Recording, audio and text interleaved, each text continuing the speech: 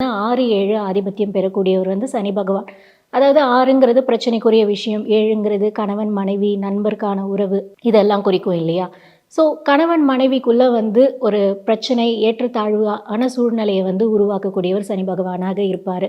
அடுத்ததா நண்பர்களோட நெறைய கருத்து வேறுபாடுகள் ஏற்படும் அப்படிங்கிற சூழ்நிலையினாலேயே, இவங்களுக்கு நெருங்கிய நண்பர்கள் இருக்கிறதுங்கிறது ரொம்ப குறைவாகவே இருக்கும். அதனாலேயே இவங்களுக்கு கூட்டு தொழில் அப்படிங்கிற ஒரு விஷயம் சிறப்பாக இருக்காது.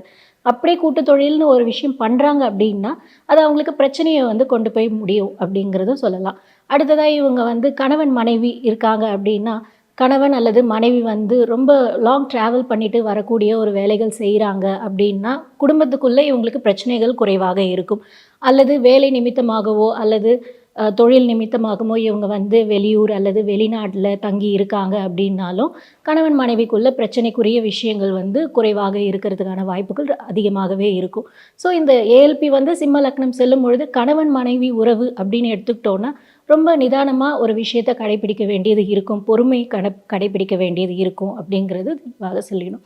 அதுக்கு அடுத்து 12ஆம் இடத்துக்கு அதிபதி பார்த்தீங்கன்னா, சந்திர பகவான் ஆகுறாரு.